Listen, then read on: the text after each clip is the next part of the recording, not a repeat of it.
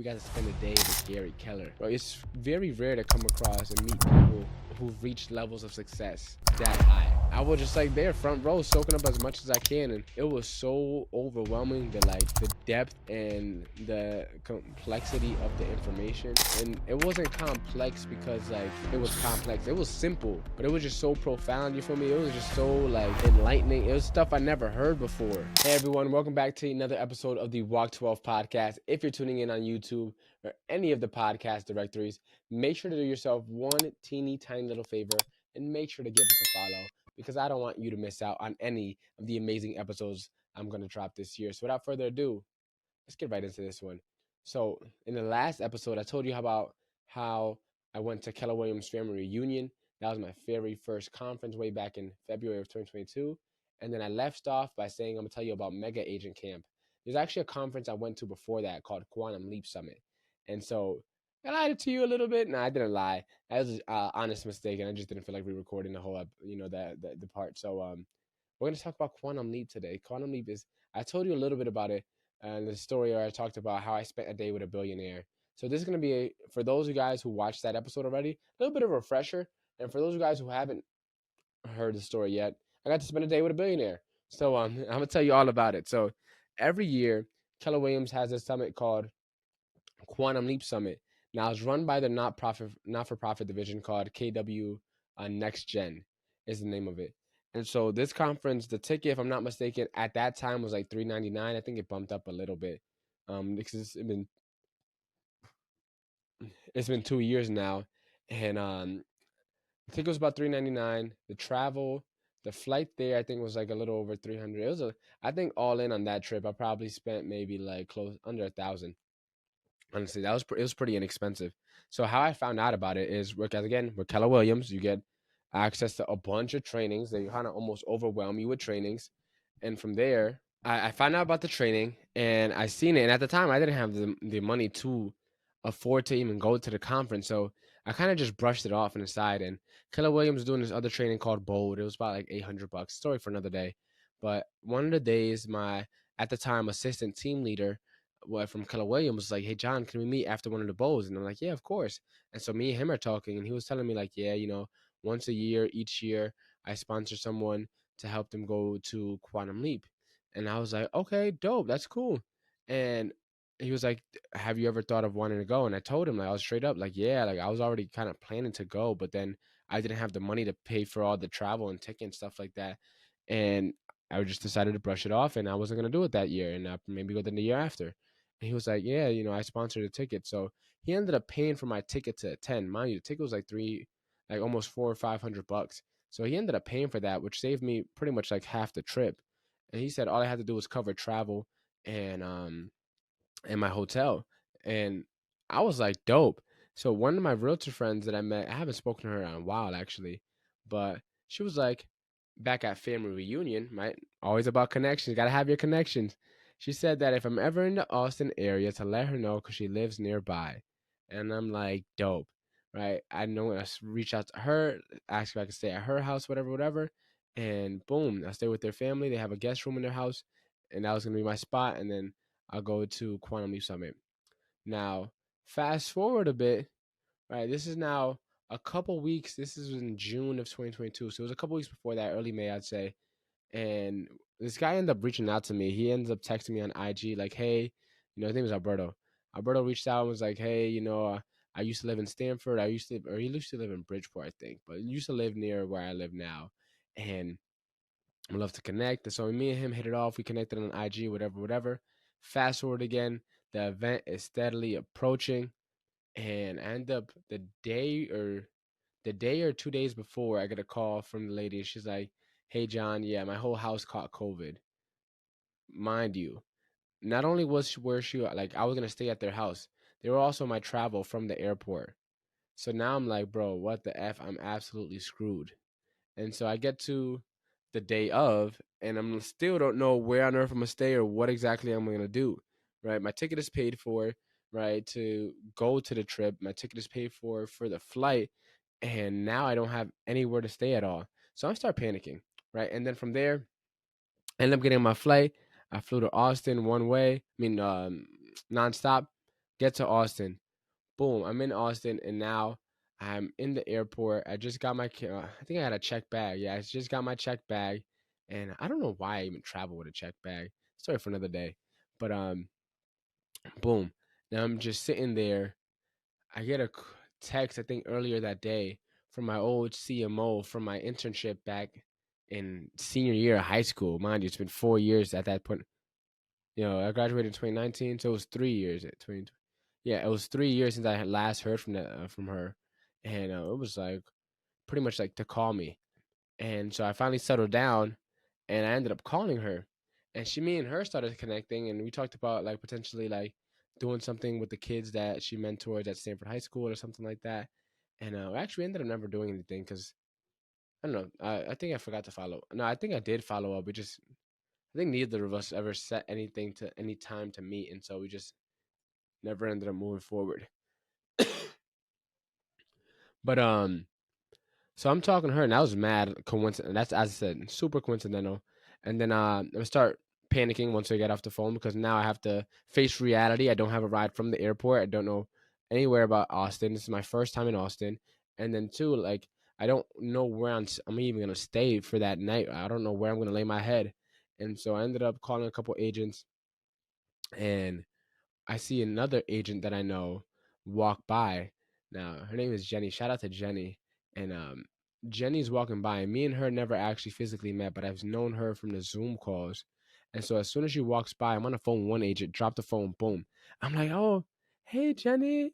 It's nice to meet you. It's John from the Pivot Shift community. How are you? And then me and her start talking. She's like, oh my goodness, hi, John. How are you? And I was filling her in. And it's like, yeah, so the lady that who's you were supposed to escort me, I guess you could say, right?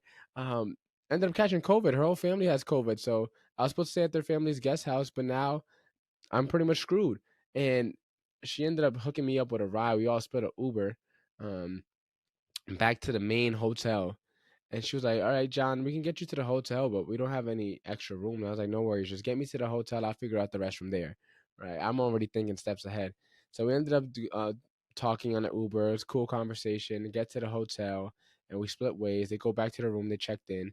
And I'm sitting in the lobby in the hotel, and I'm trying to put two and two together and figure out like how on earth am I gonna make this work. Boom. So I end up hitting up the guy that hit me up, Alberto. Remember Alberto? I hit up Alberto. I was like, hey, yo, bro, I'm in a bit of a situation. Like, you think you could help out? And he was like, yeah. What is it? And I told him, hey, like, I have nowhere to stay. By any chance, like, can I stay at your hotel? Like, I'll sleep on the floor if I have to, but like, I just need somewhere to lay my head. And he was like, yeah, um, we can do that. And so I think they had a, if I'm not mistaken, I think they had a rental, and so they ended up coming to the main hotel, which I was at, and picking me up, and they dropped me back off at the hotel. They were staying at a La Quinta. Not the best environment, not gonna lie to you. Not the best hotel.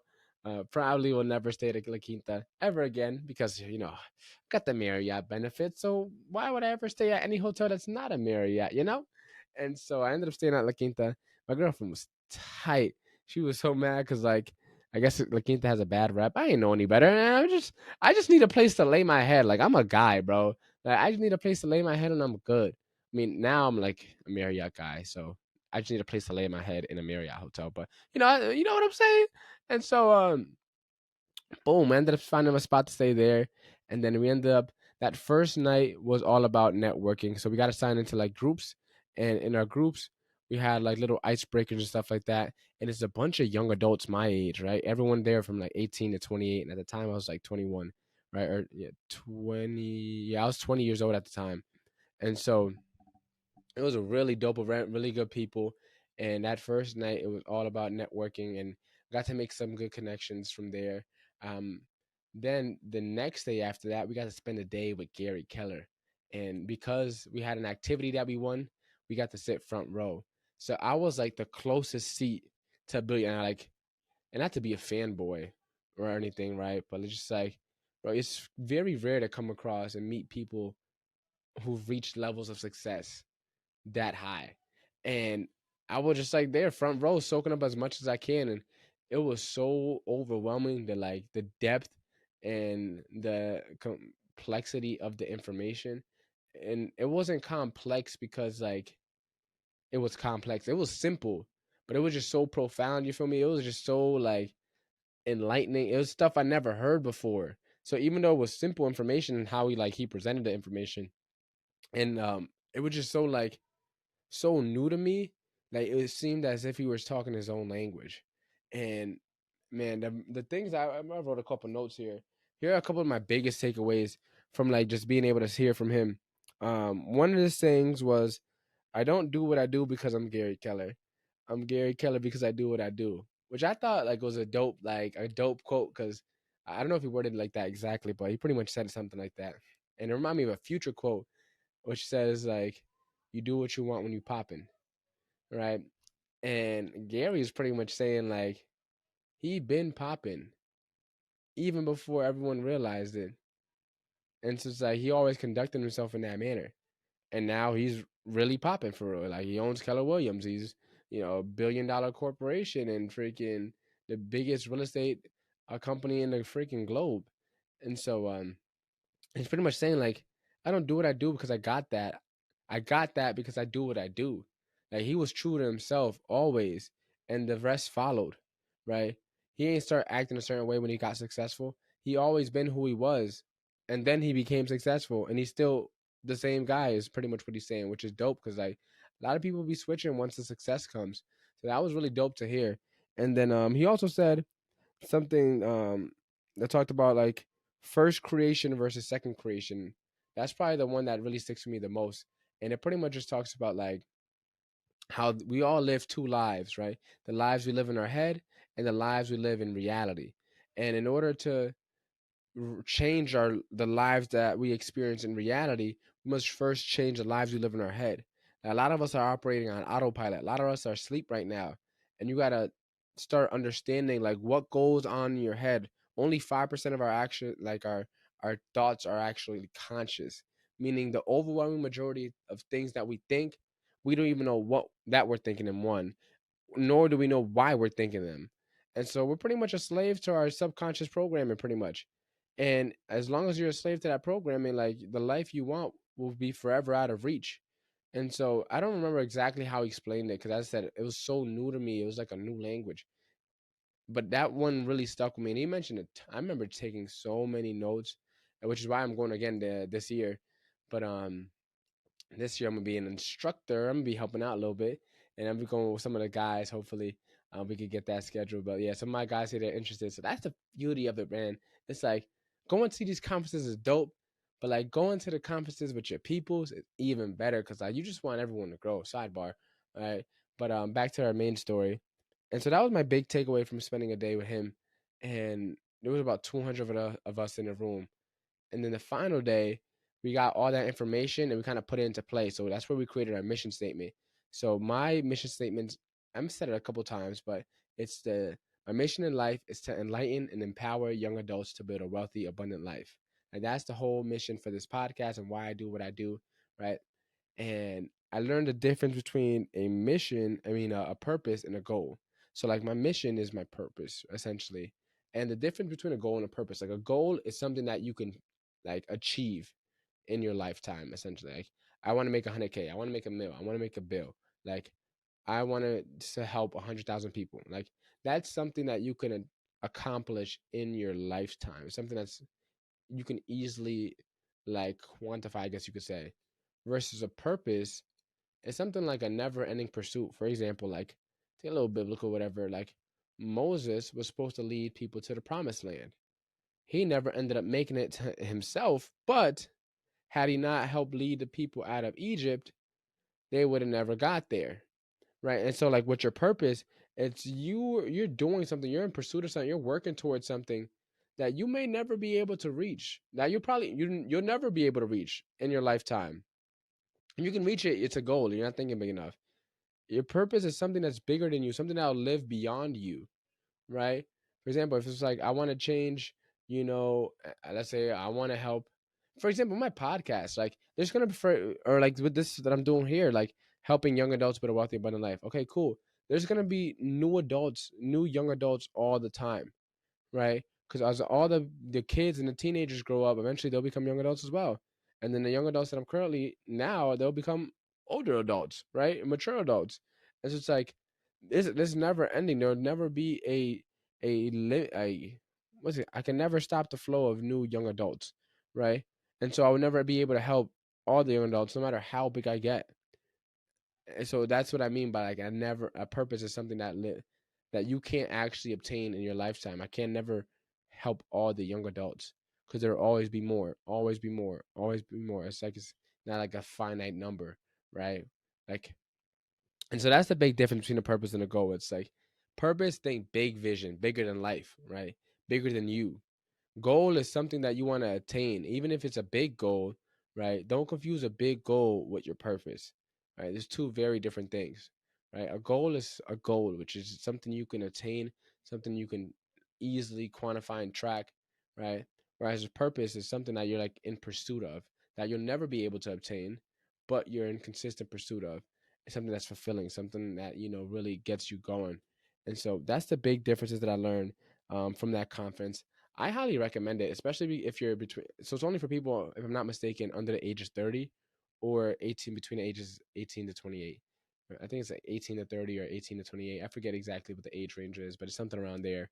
And you don't have to be affiliated with Keller Williams at all to even attend. That's the dope part. And what gets even better, right? Remember, I told you I spent like maybe like 1,000 on the trip. After you're done with the event, you can apply for coaching, and you get 6 sessions of coaching for free, right? 6 free coaching sessions.